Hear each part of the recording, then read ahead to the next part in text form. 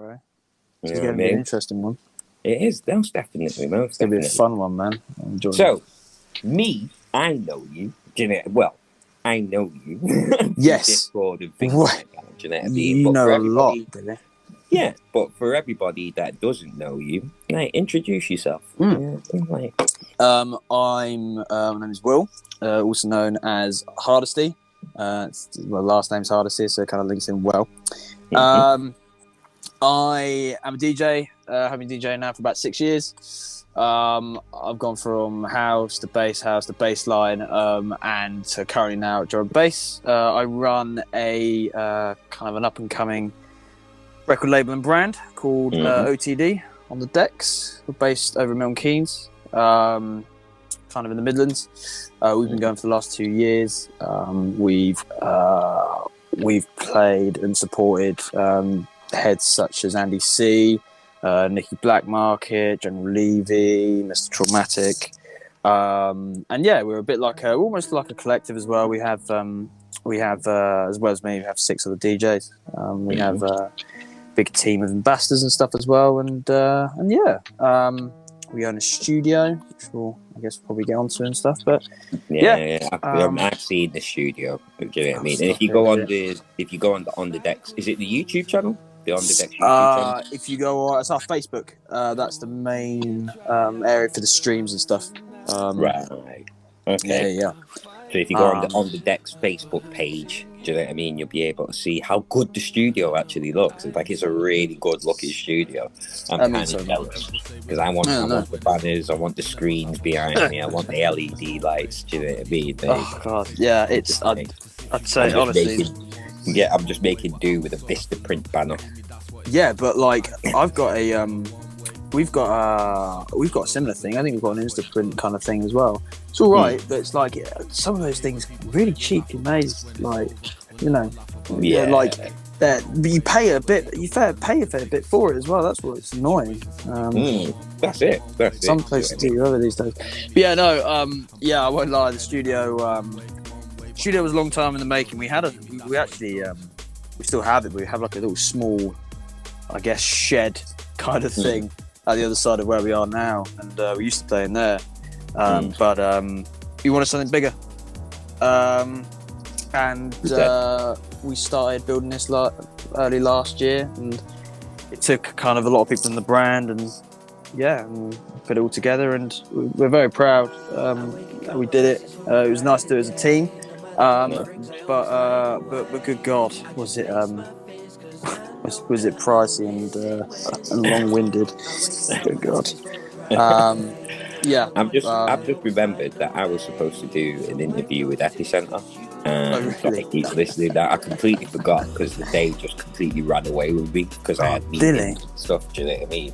And then, so I think he's got a bit of beef with me because he's sending some voice notes. Like, hold on, let me check if there's any voice notes. Oh my God.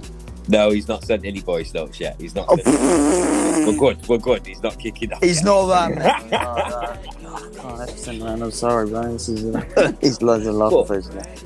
But okay, so how did you actually start then? Like, obviously you do a lot of different genres, but your main bread and butter at the moment is drum and bass. But how did you actually start, like, getting into music and you DJing and stuff? So I'm 23 years old, and kind of when I was in secondary school, and obviously when you be a bit more sociable, I was around a lot of people that used to listen to old school dubstep, or I guess wasn't old school, but was just dubstep back then. And the more like reggae dub infused, like dubstep. Yeah, a bit more. So like, I guess days like Flux Pavilion. So the harder stuff. Yeah, it's like the harder stuff, like Roscoe, all that kind of thing, coming through the net. You know, like Skrillex, for example. I mean, like, I guess that was kind of a turning point in a way, especially for that kind of music. So was that what made you actually like start DJing? Like, was that the genre that sort of inspired you to get into it? Yeah, it was. I mean, seeing a lot of like clips and things of that kind of stuff, of that music being played, really kind of spurred the idea. Not just for me, it was me and one of my best mates who I've known for like a good half of 13 years. He liked it as well and loved it so much. One day he bought a small set of Newmark Mixed Track Pro 3s, I think they were. And one day he was like, come over, we'll let's have a go. So we used to spend like every day after sixth form and college and stuff and just having a go. Did that for about 6 months, and then from that people kind of got wind and started doing the odd house party. I think a fair few people kind of spurred out of that, especially when they started DJing. I mean, I don't know about yourself, but I guess it's kind of a good way to get your face and everything out there. And it was great for us, especially being in the country. Everyone kind of knows each other. Yeah. Small, tight, packed area. News gets around fast, and it was those kind of days of like starting from kind of scratch and being where we are now it's kind of humble, really. It's really nice feeling to just see where we've started and where we are now. And you could probably agree from your point of view as well, especially how long you've been in the game for. Don't be aging me, bro. Don't be aging me like that, bro. I'm not going that mean, all right? Nah, it's all good. I'm 40 this year. It's all good. I'm 40 and I'm proud this year in November. 40, you're proud? Yeah, me. That's see, age is just a number, isn't it, Dilly? Age is just a number. It means nothing. I don't know, especially if you bathe yourself in, moisturizer, cocoa butter, or stuff like that. Like, definitely age is definitely a number. Keeps the skin looking young and all that kind of good stuff. How much are you using, man? Jesus. I think they would buy, say, about 2-3 bottles a month. Jesus. I mean, does it, like, I've never used it, but like, I'm guessing it, what do you use it for? Do you actually like use it for changing skin, like, I guess, wrinkles and things like that, or? No, it's literally just keeping my skin moisturized. Because I've got like darker skin, or like black people in general, like darker skin. So if we get dry skin, it shows up on us like quick time. Do you know what I mean? Like we just look ashy. Do you know what I mean? Like someone's just poured like a bottle of talcum powder over us and stuff. You know what I mean? And we just can't be looking like that. We just can't be looking like that. Like someone just like wiped a load of chalk dust all over. It's like someone's just sneezed all over the flour all over you. Yeah, basically, yeah. So to prevent that kind of blatant shame, we moisturize a lot. No, I mean, like it's good for skincare. Like Christ, like I mean, to be fair, your skin's probably much better kept than mine these days. Jesus Christ, as a spot centre at the minute. Good God. Are you breaking out? Nah. This is taking a weird turn. I know. I should have mentioned this on the story. Good God. No, I'm not breaking out that bad, but it's these long nights. I mean, like, lack of sleep really like does a number on you these days. Oh no, definitely. And you've been working hard, to be fair. You've been working hard. Like, especially over the 2 years. Like, I was going to leave this until, like, I was going to get a bit more into. Well, actually, no, we'll carry on. Like, so what was the first? So you started off doing like house parties. Yeah. Do you know what I mean? And the word started getting about. So, like, what was the first gig? What was the first booking that you actually had? So we're talking like house party, or you reckon like a public kind of thing? Public, like the moment that you're on the stage. Proper. So public was actually so it was the first night of a residency that I then had for 2 years. It was a place where we're all kind of based in Buckingham. It's a place called 13 High Street. And it's not open now, but when it was kind of like the main club / bar kind of place that everyone would go to dance. And after doing some house parties and things, me and my friend who's also a resident in OTD basically just went down and we said, look, we do these mixes on SoundCloud, we've done all these private parties, these house parties and things, and what do you think? And from that they were like, cool, first week of February, what are you saying? Like, yeah, cool, sick. Nice. And it was actually 2 nights before the first one, and I actually went in for some drinks with some friends, and the manager came over to me and was like, what are you doing tomorrow night? I was like, probably not anything, because obviously I'm DJing here the night after. It was like, do you want to play this private party that someone's booked in the place where you'll be DJing normally? I was like, yeah, cool. Nice. I never played in front of, it was about 150 to 200 people. I'd never played that caliber before. I've played on a dining room table in the corner of someone's living room with some old stereo speakers and £100 worth of decks. That reminds me of like the house parties that we used to have in like the student areas in Manchester. Like I'm living in Battlefield, like a proper student area, and there's like Lady Barn Road. Like down there is just like house party central. Going to someone's flat, crowded people just like raving with when I was there, I was still 17. All these house parties and people just drinking Smirnoff Ice and WKD and Frosty Jacks and all that kind of just like that. Mate, that level, man, it just made me laugh so much. But it was kind of it was a big leap. Yeah, scary. Yeah. You'll probably agree now that even getting on stage is gonna be a nervous thing. Even now, even like 20 years on, I still get nerves. I don't show it, but I still get nerves. Like at least a good 15 minutes before my set, I'll start sweating and stuff like that. Do you know what I mean? Like, am I gonna go well? Do you know what I mean? But as soon as you get on the decks, it's like full.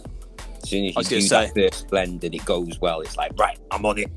That's it, energy, and it's like the energy that the audience give. Like you just kind of suck it in, and then it's like it's instant. You ride off of the energy that the crowd gives you, and as soon as they hear that first tune, that first intro, everyone just vibes, and it's you'll agree it's one of the greatest feelings ever. Especially going from like a house party to like a club.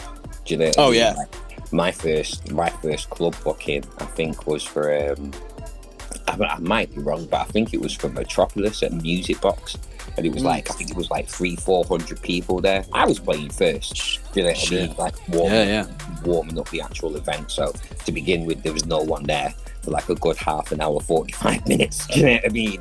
And then, as soon as you start seeing the people roll in and, they're getting down to like what you're doing, the nerves lift and all that kind of stuff. And it's like, okay, yeah, I can do this. You know what I mean? Probably the same for you as well. Probably the same for a lot of us. Do you know what I mean? But yeah, it's just like up until that point, it's like you want to get there. And that, like, because I started off in like free parties and stuff. Like I found out that it was turntables that you would. Now I'm proper aging myself. I found out it was turntables that you would use to like actually mix the tunes, because for the longest time with drum and bass, like tape packs and stuff like that, I thought it was just one continuously long tune that just had different like sections and stuff, and the MC was like, do you know what I mean? And then the first time I heard a reload, do you know what I mean, that actually messed my head up, because it was like, what? It's not actually a long tune. This is the thing, like tape packs are such a big thing back then as well, man. Like all the things I watch back these days of how important they were. Bro, you don't understand. All right, we're gonna get off on a tangent now. Like Baby Dilly and shit. Like, bro, when my cousins and my friends, like back in the day, used to bring round like Hysteria tape packs. Do you know what I mean? I would like the first time I heard it, and I think the first tune I heard was the Superman tune. I think Brocky was playing it. Do you know what I mean? Bassman, Det, and a few other people were like MCing over it and that. And it was the first time I heard Bassman and that, like the Black Superman flying over pawn shops and shit. I'm like, what? What in the world is all this? Heard Stevie Hyper D for the first time and all that kind of stuff. But they were Stevie Hyper.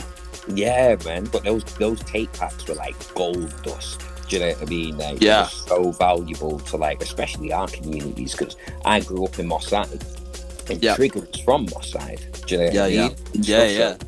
Growing up, and he's only a few, like, say, 3-4 years older than me, maybe. I've never asked him his age, but growing up, hearing that name on the tape packs and then hearing about him in the hood, so to speak, was just a mad thing. Do you know what I mean? Yeah. Because he was gangster.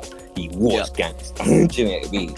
And that, I think with those things, that also helped to sort of bring me into the scene a lot more, because the people from the community that were involved in it, I was just taken over by it. I realised that my stepdad was actually buying me old Congo Natty vinyls and stuff back in the day, and I didn't know it was like drum and bass. I just thought it was this mad, fast-paced, really like chaotic music, and I loved it. Do you know what I mean? But I just had no idea it's just what like it was. that kind of stuff, man. I mean, that led the way for what it is now as well. Yeah, like, good God, like without those tape packs full. I mean, like, you know, like names like you said, like Trigger, for example. You know, like those kind of tape packs and those kind of mixes in general, like his name probably wouldn't have got anywhere near as big as it was now if it wasn't for that structure of those kind of things getting out there. Yeah, trust me. But yeah, it was like, so I realised that it was all separate tunes, but I didn't know how they put it together. I thought it was just like a really long production session, because I was producing at the time, but I wasn't DJing and stuff. And then I went round to a mate's house party, and he had 2 Technics 1200s, the silver ones, and he was playing the majority of the tunes that I was hearing on these tape packs. So like Ed Rushing Up to Go Bacteria, Badass by DJ Hype. You know what I mean? Like all absolute classics. Yeah. You know what I mean? Mampy Swift, The One, Second Strike and stuff like that. Do you know? High Tech. Do you know what I mean? Like old Ram Trilogy. Do you know what I mean? Valley of the Shadows, Titan. Do you know what I mean? Like loads of tunes that I've been listening to for years on these tape packs. He was playing them on the decks, and it was like, that's how you do it. Yeah, man. A month later, I was a bit naughty, but I managed to get the money together to get myself like a set deck. I'm going to ask the questions. Well, why not, man? Like, ask me no questions, I tell you no lies. You know what I'm saying? But like, yeah, man, I got myself a pair of Gemini XL, do you know what I mean, 400 belt drive turntables with a Gemini 646. I can't really believe I remember the fucking model numbers, but a Gemini 646 free channel mixer. I don't know why I had a 3-channel mixer rather than a 2 or 4-channel mixer, but I had a 3-channel mixer. And like, yeah, same as you, for a good solid 6 months, I literally just battered the absolute hell out of those decks until I figured it. Like, and I don't know if it was the same for you, but like, I never knew, because I was doing it on my own. No one was around to teach me, because I was the only one that was like deep into like production or DJing in my group of friends and stuff. Do you know what I mean? So because no one could actually teach me. Do you know what I mean? Actually, no, tell a lie. After a good couple of months, I started going around to my mate Paul G's, who had the actual turntables, and started practicing around there. But like, I couldn't get it at all. Like, I'm starting off the tunes, I'm cueing and moving the record back and forth and all that kind of stuff, but it's just not syncing up. Like, the beats are not. And then the day that I got it, it was like just snapped in your head. Yeah, it was like just clicks. You're like, or something. Yeah, this is what mixing is. Like, oh my god, that was it. And then it was like, right, I was off to the races. and that really and truly. So yeah, like, what did you start off on? Was it like CDJs, or did you even get a chance to play on like turntables? Or so I wish I did. Like, turntables would have set the way, like, for so much stuff. I was on these little tiny little Newmark controller for about 3 years. Moved up to another Newmark controller. Newmark do some good stuff as well, to be fair, like really good stuff. And then unfortunately, like it's probably like everyone else, moved on to Pioneer. Had a slightly bigger controller. Went from 2 channels to 4 channels, which was pretty mad. And then it's only till about 2 years ago I'd probably touched first set of CDJs, XDJs. We got some XDJ 1000s for a really good price, which we now have in the studio. For anyone who don't know, XDJs, they're pretty much the exact same as CDJs, just without the CD part. Plug in a USB. They're all their own like units, for example. And yeah, from then, I don't know if you'd agree, but like, if you don't know how to beat match through ear, it is a complete and massive turnaround from having from looking at waveforms and judging it from that, to then going on to actually listening to the sound and trying to beat match that way. It's not an easy thing to an extent. It was almost like learning how to DJ all over again, you know? Yeah, it's interesting when I hear about, you know, because it never came to me that was a thing. Even though I knew CDJs, well, the first set of CDJs didn't. They just had the time and like the time lapse and all that kind of stuff. But as soon as like the XDJs came in, and like controllers, really, it was controllers where I started seeing the waveforms and things like that. Do you know what I mean? Like virtual DJ and stuff. DJ and that, and like Serato and all that kind of stuff come through. And so it was like, for me, that was the first time I was seeing like waveforms, like DJ wise. But I was always stuck on doing it by ear because I started off on turntables and stuff. And this is the thing. Like, I wish I would have started with vinyl, because you would have obviously kind of started with that straight away. You know, you would have kind of learned how to mix like that, rather than like with you starting with vinyl and doing it through ear, and then going on to doing having waveforms. You already had that kind of level of what you were going to, how you were going to do it. So for me, for example, it was so challenging.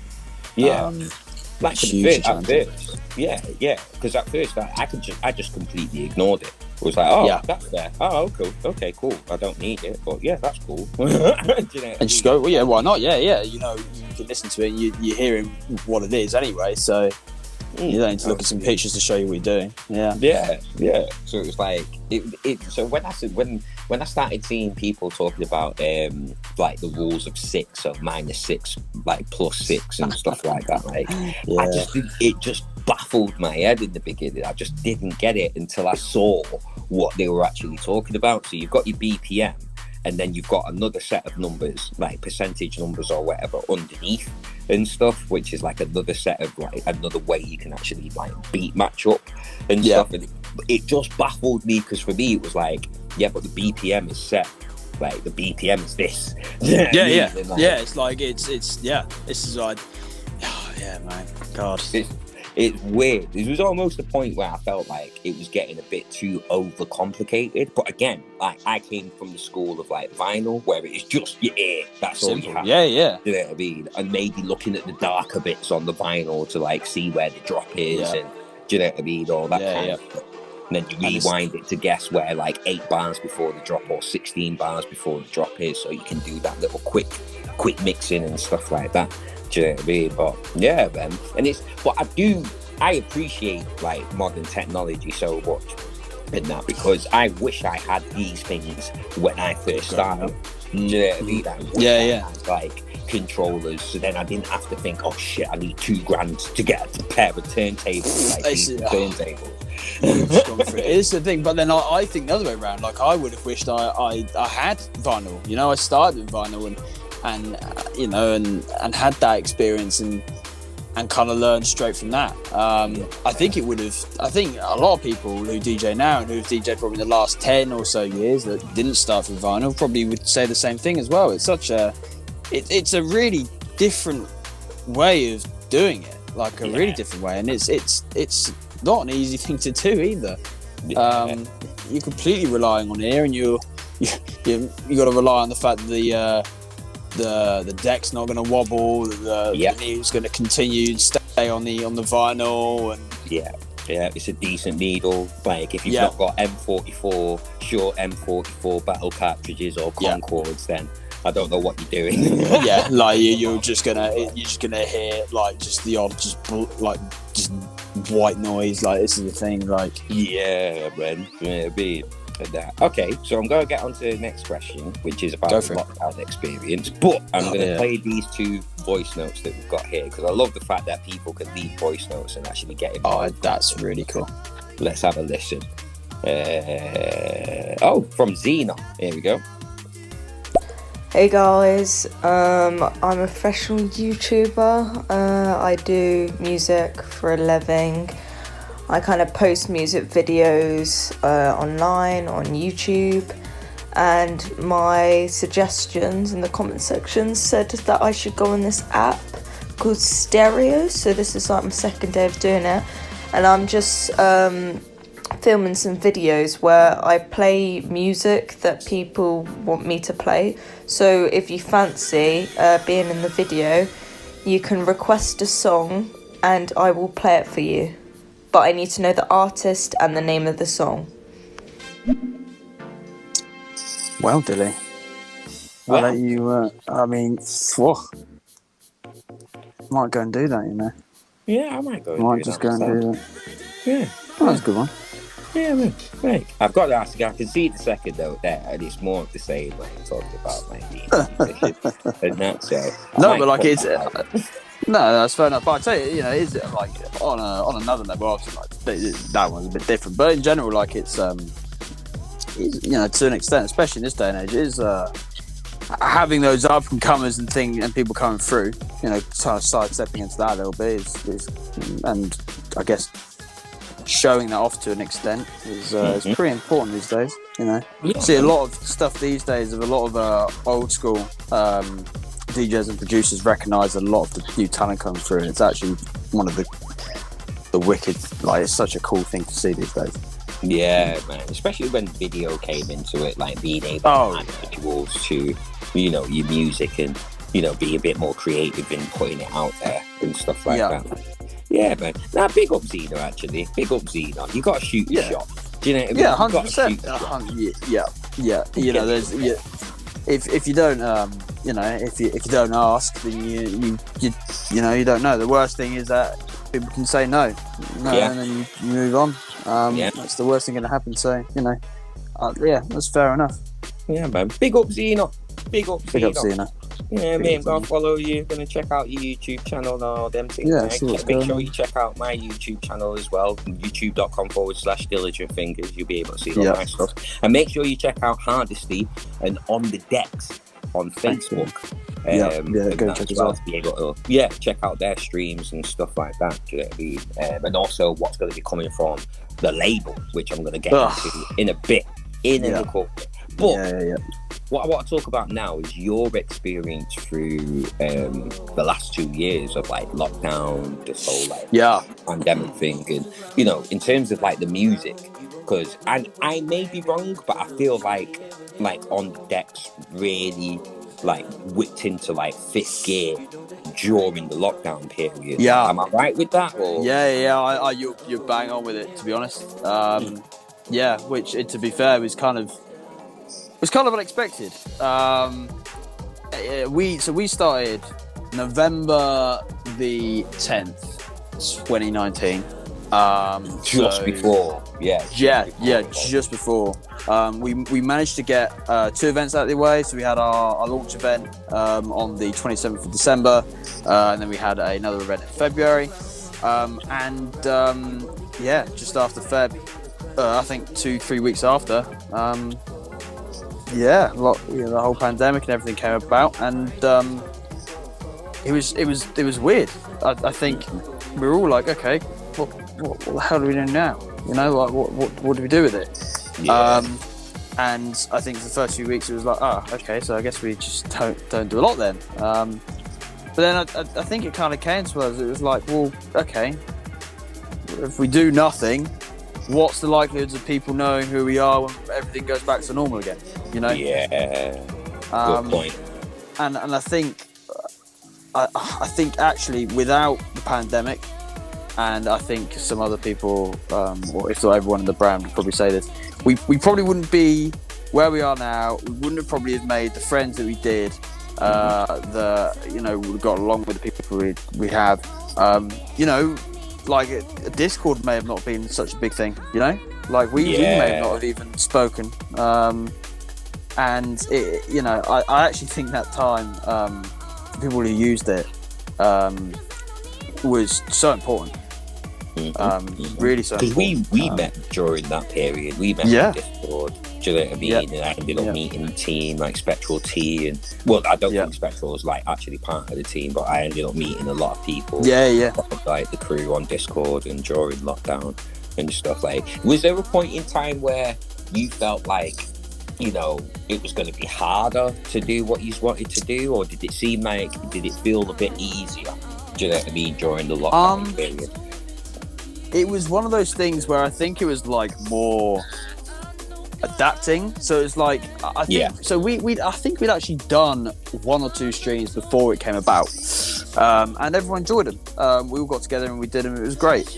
I think it was like, okay, so we can't DJ in front of people physically, so what's the next best thing? And that's where kind of, I went to our residents and I talked through it with them, how we set up their home setups and stuff, and how they can stream to our main page, and so we did that. But then from that we were like, okay, so we already went to Dose Radio a few times before the pandemic came about. Can we do that from home? Like, yeah, cool, let's do that from home. What else can we do? Let's do block to block entertainment radio. And that was one way how we grew massively. And then from that as well, we kind of got to know a local venue near us, which is probably the only big local venue near us, called Unit 9, which we do quite a lot of stuff with. Those guys are great. Big up to Jamie and Dom. They've given us a hand as a brand, and we've helped them out as much as possible. We did a few online charity streams and stuff for them. And it all just kind of went together, really. I think we kind of just got carried away, and all these different things kept happening. Even though they're all online, I think we got used to the whole online kind of thing. And we were like, let's just make the most of this time. Let's get to know all these different people. Let's build a studio, and let's play on all these different platforms. And it kind of went from there, really. Man. I think during lockdown, I think it forced people to get a lot more creative with what they were doing. Man. Like the streams, even block to block itself, that blew up. Do you know what I mean? The whole background, and do you know what I mean? It's changing the setups, and now they're on OBS and doing things from OBS. We've got 2 cameras, and do you know what I mean? I think it forced everybody to really look at what they're doing, get creative with it. Do you know what I mean? A lot of producers started using Patreon and things like that, and thinking of other ways that they can carry on. Thinking of other ways that they can sort of provide something for their fans and for their supporters and stuff like that. So as much as it was hard on everybody, I think especially with creatives in the music industry and the drum and bass scene, it kind of forced us to get a lot more creative, adapt, but get a lot more creative with what we were doing. And I think it kind of forced people into the online kind of world as well. There are a lot of old school kind of DJs, especially in the scene, that probably didn't know half of what was online, especially with drum and bass and jungle kind of existed. You know, all these like all these Discord servers, all these kind of radio, online radio kind of things going on. You know, no one kind of knew they existed until they explored online and found out they were a thing. Yeah. I think it woke up a lot of people and were like, oh, let's just carry on with this. Such a weird thing to think back. The fact that, you know, not long ago we were all in our houses still and stuck. You know, we couldn't get out and couldn't actually see people. And being back is you know, it's massive. Yeah, man, because you've had a couple of gigs back and a couple of bookings back so far, and you've done one OTD event already, and then you've got another one coming up next month. Is that right? Yeah, that's dead on. Honestly, the last few months have just been crazy. Really crazy. So who is the actual like OTD team, the On The Deck team? Obviously, you're the big boss man. Do you know that? And also, so who's the team? And also, how did the label come about? Do you know what I mean? And who have you got coming up? Or have you released already, or So I will secretly get onto that because we've got some cheeky things coming from that. So from the actual team side, it is made up, like I said earlier, of some local talent that I've known throughout the years through kind of DJing. So we've got Kryptonic, we've got Lucid, we've got Matax, Yan. Yeah, Hold Tight Lucid has been really killing it in the brand and doing bits recently. Good old Tom. Yin and Yan. LVS. Oh god, so many of us. I'm trying to... This is not good. There's many people in this. I think there's Milkman. So 7 of us now. We've all been killing it, so shout outs to all the lads, Milkers, Kryptonic, Lucid, Matax, Yin and Yan, LVS, all the lads have been killing it, and the last few months is I don't think any of us were really expecting it. To be honest, I say something as well. None of it would be possible because we do have quite a large team in the background. We have what we call kind of team leaders. So we have 6 people that are kind of like really involved in all the bits. You know, running the merch, doing the studio bookings, sorting out kind of the A&R side of bits, which I'll get on to a second. Doing sorting out all the event bits we've got coming out, doing all the social media, all the marketing, building the website and stuff we've got going at the same time. We've got all these people, and shout out to Ben, to Paul, to Kieran, to Georgie, to Alice, to Luke, to Charles. Like, it would literally be nothing without them, and all our ambassadors as well. We have 15 other people that shout out the brand and wear our merch and push us out on a daily basis. We have a big team of people, and I'm proud to know every one of them. And to be honest, we wouldn't be where we were without every single one of them, really. Nicely, teamwork makes the dream work. Yeah. Oh, massively, man. Big ups to the OTD team. Absolute sick bunch of people. I could say the last few months has been a bit whack. I think supporting names such as, and the thing is as well, we every time we do an event, it's always an OTD takeover. I think we pride ourselves of doing it as an OTD takeover. All our guys in it benefit from it, even if they're not playing. The takeovers work really well, and I think we're kind of known for that by now. Doing an OCD takeover, supporting Andy C, playing after Blackley. Nice. That's pretty nuts. Supporting Andy, whole time Blackley. Yeah, massively.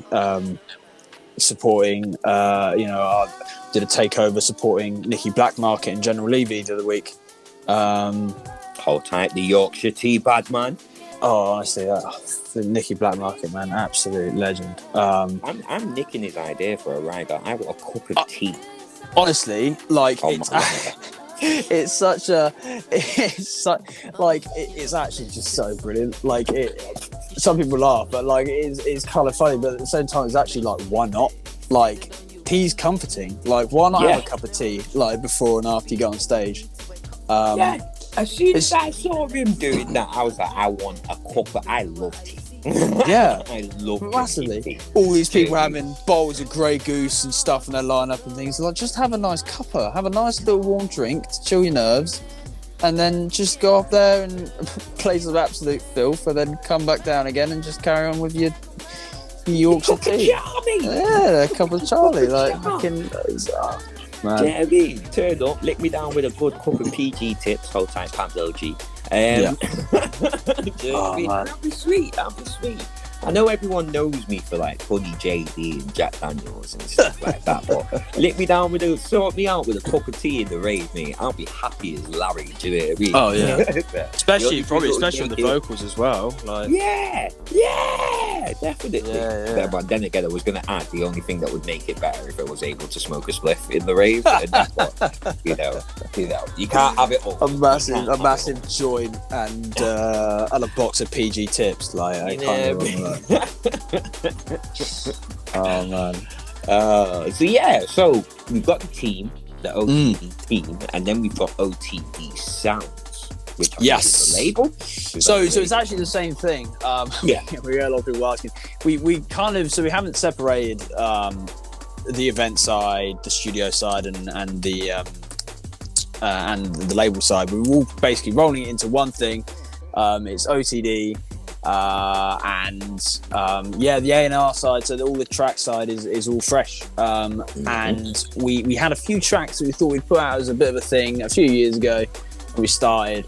But from then, especially our residents, a lot of them produce. And obviously through networking and stuff, we thought now's the best time. Let's start getting some stuff together. So we're and I'll tell you, out of lockdown and out of the last few months to the few years, there have been some big up and comers coming out of the cracks with producing, some big songs coming out, some really big talent coming through, so honestly, like, now is a really good time.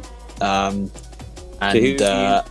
who have you got, like, that's going to be coming up on the label? You don't need to say any tunes or anything like that, but who have you got in the camp at the moment? We haven't got many bits, and the bits that we have got coming up is actually from one of our residents, Kryptonic. Nice. He has got a track that he's been working on for a while with a fresh bit of vocal on it as well. A little bit of a liquid kind of thing. That's looking to be our first release. Nice. We've got some other little bits that we're looking at the same time, but I can't really say a lot because it's not concrete yet. It's all good. I kind of like the little taste for the people. Then, you know what I mean? You've got some OTD's got some big things coming. Stop it, man! For God's sake. I mean, we've got our eyes on a lot of people. For example, DRZ. He's got some huge bits. Red X as well, for example. Nice. There's so many. There's so many. And it's Charger and Salvage as well. Big up to those guys as well. They've got some killer tunes. I mean, you'd agree. They are my best mates, so I'm like, yeah. Well, I'll put that in there. Slightly biased there. So we have got some cheeky bits coming out, and you'll definitely be the first to know. That was the plan. That wasn't, but you know, I like that. I've got that. Of course, you'd be the first. Yeah, I'm gonna get the diligent fingers point of approval. Otherwise, it's not. It's just no point signing it, is it? Like, it's just no point signing. If I'm not bossing the skank to the thing on my podcast, exactly. I'm ripping up that contract there and then. Not even gonna hang it to him. I'm gonna burn it. It's like, it's not worth it. Dylan's not skanking to it. Sorry, you know, I was gonna give you that contract. Yeah, I'm not gonna photocopy it to you anymore. It's just, we've had to tear it up. We didn't get the approval we needed. Sorry. And is there a particular sound that like OTD is focusing on, or are you going full spectrum with the releases? Good question. I would say so. We like the idea of kind of going for a bit of a full spectrum to an extent. I think we kind of want to go for those really different tunes, solid tunes from all these different subgenres, like a really different jump up track, or like a really different liquid track. You know, all these kind of tunes that are really well done, really structured, from somebody that you may have not heard of before. We really want to channel up and comers a lot. As a brand, we really want to channel up and comers, and we want to get those kind of different tracks out there. So I think from all subgenres, for sure. I wouldn't say probably not a massive amount from dance floor, not a huge amount from the Belgium side of jump up, but pretty much everything else in between. So definitely keep an eye out for that. No, definitely got to be keeping an eye out for that, and that kind of ties into like what the plans are for the future for OTD. So plans. So end of the year, we're looking for the first release for sure. Before then, we've got our big headliner event next month. OTD presents Turner and Friends. Nice. Big ups to Franco. That is going on at Unit 9 over in Milton Keynes on the 22nd of October. Tickets are actually flying like mad, so if anyone's listening and you haven't got one yet, definitely mosey on down. There may be a special guest. Yes, there may be a special guest. Maybe. We don't know for sure. We don't know if we should even really let it out to the people. I'll be dragging that special guest down with my bare hands. And a bottle of JD honey and a cup of PG tips. And maybe even a joint if he's lucky as well. After that, we've got some pretty cheeky bits lined up. Something on the 4th of March with a certain brand / label that we may or may not have met on their Discord. As well as is he one of the militant gingers? He is not a militant ginger, actually. He's probably not the militant ginger you're thinking of. Okay. But as well as that, we've got some other little small little things we're going to try and put on as well, event-wise. As well as that, we've got a new little merch line being worked on at the same time. That's coming at the end of the year. Some fresh hoodies. Going to get some hats and bits out there as well. And we've got I've got a couple of t-shirts as well. Are they premium? Are they premium level? Like, what do you think of the shirt? Let's have a look. I love it. Yeah? I love the design. I love the on the deck design. And the quality of the t-shirts is really good. Do you know what I mean? Like, no complaints, man. Good. Like, as soon as they come out, I wouldn't mind getting one in black. Yeah, definitely. And if this, I'm just putting this out there because my favourite colour is sky blue. But if I could get a sky blue version of that t-shirt, then I'd be fucking super. That's like the on the decks like OG shirt, isn't it? In the it's like the bluish kind of writing. Is that the one you've got? Yeah. That one. We want to do so much more with that one, man.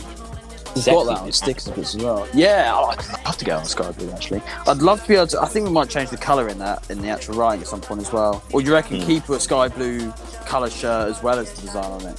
I mean, that'd just be for me personally. Like, I would want personally, like that same logo design, but on a sky blue blue t-shirt that matches my hair. So, definitely, 100%. If you want to sprinkle some sparkles on it and that, you know, right? But no, good t-shirt. Yeah, thank you, good t-shirts, good merch. Do you know what I mean? Good designs. Do you know what I mean? Like, it's something that I want to do with like forward motion and stuff. Like, do you know what I mean? Have a lot of different types of designs that sort of lead on to, you know, something outside of like the podcast or anything musical. You know, it could be forward motion for like training, like weight training, or, you know, motivation, or forward motion for mental health, things like that. Do you know what I mean? Like, you know, I like things where, you know, it's a name, it's a brand name, but the name isn't like just stuck to. It doesn't have to be. Yes, it doesn't have to be associated with like one specific thing. You know, it can be a name that everyone just recognizes and loves for anything, especially positivity. I think like that's the main thing, especially when you drive a lot as much as possible, Dilly. You know, drive and positivity. I think that, you know, the name represents that already. And like we do a similar thing. You know, we didn't want to just put, I guess, like a plain logo on a shirt. We wanted to go ahead and say our name in all these different ways. You know, in donut writing, in bubble writing, in lines, all these different things. Because I think, you know, we don't just want to be known as one thing. We want to get it out there as much as possible and having that household name, I guess. And there's like 3 different sides to On The Decks anyway, do you know what I mean? So as well as, you know, building the community like in the Discord and stuff, make sure you join the Discord if you want to keep up with what's going on with On The Decks and that. That's some funny quizzes. Yeah, man. Yeah. Oh, the pub quiz. We're not going to get into that because I got really drunk. Oh my god, that's so funny. Oh shit, yeah, you did. I remember that. Fell asleep on the floor. My god, that was such a. Oh god, that night was so fucking funny. Holy shit. Oh, it was hilarious, mate. It was hilarious. That pub quiz, holy shit. That was. Oh man. So yeah, you've got the events, you've got the label, you've got the studio, you've got the Discord. Do you know what I mean? You've got Milton Keynes next month, 22nd, Turno. Yeah. Do you know what I mean? My daughter's going to be down there. You've got the leases coming out end of this year for On The Decks as well. Do you know what I mean? There's a lot going on that's going to be coming up in the future for, you know, On The Decks and yourselves. And man. As well, man. Exciting news, news, brother. Man. Yeah, it's mad. We're just really grateful, really. It's crazy times. And thank you for having me on as well, brother. Like, it's nice to speak. So I'm going to ask one last question, proper question. Go for it. Then we're going to get into a quick fire round of 5 questions. Do you know what I mean? Looking forward to it. But, who are you feeling in the scene right now? Bass scene. Who's doing bits for the Hardisty? I'm going to go straight in there and say Amplify massively. Nuri, absolute legend. He's beasting it all over the place at the moment. He's coming out all over. If you don't know who Amplify is, you are going to know at some point very soon. Definitely. As well as that, I'd say a man like Gino for sure. Nice. Huge kind of influence of mine. I'd say all that kind of. I'd say all the Gradient guys. You know, Master Era, fucking Clarky, all those lot killing it. And then, as well as that, Vibe Chemistry. Vibe Chemistry. If you don't know who he is, he's actually local. He's in Milton Keynes. But his new EP out now, Balling on D&B All Stars. Yeah, big name. Yeah, the ice. The Ice Tune, like, yeah. It's a big tune. I need to buy that. Actually. I do buy it, but that's a big tune. That's a really, really big tune. Really nice guy. Really humble. He's come from, he is the Milton Keynes. He's right with us. Really nice guy. He's got a lot going on, doing a lot of bits, and as a local, he is doing crazy right now, and is a great influence as well. I'd say that I mean, like, there's loads. There's absolutely loads. But they're the main one. For sure. For sure. Yeah. Oh, obviously, and yourself. Obviously, I forgot Diligent Fingers, so I forgot to put on your list. Stop.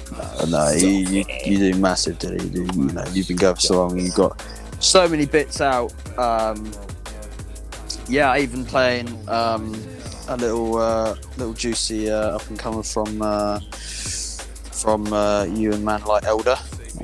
Big tune there. Whole time pick and mix lot. Whole time pick and mix lot. That's a big tune as well. So watch out for bits that Dilly got coming as well. And Elder, because Elder. Oh yeah, God, Man Like Elder, the little fucking lanky bastard. Jesus Christ. He's doing, but his production style is different. Honestly. Different. And actually, like, our tracks wise, having someone from him is wicked. Like, cause he is, that style is different, and it is really good, and it sticks out. And that kind of drum and bass needs to be highlighted more. No, I can't think of anyone that does bits like Elder. Honest to God. I think, Scantia. Yes, actually, that's true. Yes, Scantia, definitely. Yeah. Scantia, Nectax, they're all different. They're all just mad different. Even Simula's new direction that he's doing, like, mad different. That new direction is really good to see. I love it. That's the side of things that I love, where people are coming in. Do you know what I mean? They're seeing what's there, and they're thinking to themselves, right, what can I do that's completely different? Rather than just trying to fit in the mold of what everybody else is doing. Everyone you've said, actually, Amplify, even though he is going down the jump up route, do you know what I mean? But he is making some good bangers. I think it's the sound. I think that's what it is. I think people are making their sound so distinctive these days. I think that's the thing. Definitely. And it's so good to see. Man, definitely. Some good people out there, man. Some good new artists coming out at the moment, man. That's a good list. Right. Quick fire round. Hit me. Question 1. Guilty pleasure track. Take Me Away by Chester Stairs. Ooh. Okay. Being anything not drum and bass? Anything not drum and bass?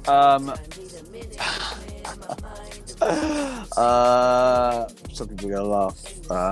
Goodbye Mr. A by the Hoosiers. Oh yeah, I like that tune. Hoosiers, man. If I ever get into production, I would love to do some bits like that. Really good band. Boom. Second question. Embarrassing moment in the scene. Yes. What's your most embarrassing? Well, maybe not your most embarrassing, but one of your embarrassing moments. Embarrassing moment in the scene. Kryptonic. We were doing a back-to-back for a private party kind of recently. And it was on a big stage, a lot of people. And I guess technically it's not my... Well, I guess it affects me, but he basically just paused my track. And I had my headphones in on cue, and it was like a good 10-15 seconds. And I looked up and he was just like shook, like face of horror. And I looked in front of me and everyone was just stood still. I was like, oh, that's a bit weird. Take off my headphones. Unfortunately, there was a lot of drinks consumed that night, so I think I was a bit slow. Realising it. Yeah, that was good. That was really funny. Yeah, I was really happy about that. Well, just lucky that, like, I know you're dancing, mate, but no music's playing. What's going on? And he was shocked that he actually did it. I don't think it was. Yeah, that was good. That was really good. All right, question three. Dream collab. If you could collab with anybody in the world, any artist, who would you like to? Not just drum and bass. Not just drum and bass as well. Not just drum and bass. I would love to do. So I would actually do. This is pretty mental. I would do a D&B track, right? Mm-hmm. And I'd actually love to collab with Gino. This is actually pretty mad. And I would love the vocals of Chance the Rapper. Oh, on a slightly higher tempo. Yeah, really random. Yeah. I think I really like his vocal. Stands out a bit, and on a bit of a different track like that, I think would it'd be pretty interesting. Very interesting combination. Boom. Yeah. Question 4. Go for it. What meal would you have if it was the last meal you could have? Last meal? Yeah. What would be your last meal? It would be on a plate, some chicken balls, some special fried rice, chicken chow mein, a little bit of lemon chicken, and basically some bits from my local Chinese, because honestly, it bangs. Any day of the week. Chicken. Yeah, I love the chicken. I love the chicken, and I love the rice. Nice. Yeah, honest to God. I can't lie, special fried rice from the Chinese chippy is the one, mate. It is the one. Slaps. Good God. Absolute gold. Yeah. But my absolute favourite meal. Actually, no, it's a toss-up between 3. It's like lasagna, curry goat and rice. Oh, why? Yeah. Or a really good steak. Fillet, sirloin. Oh, yeah. Oh, man, yeah, now you've said that now. Shit. Yeah, I would have actually really good steak. Oh, yes. Oh, my God. Yeah, no. You make me hungry, man. Oh, last question. If you could go anywhere in the world, where would you like to go?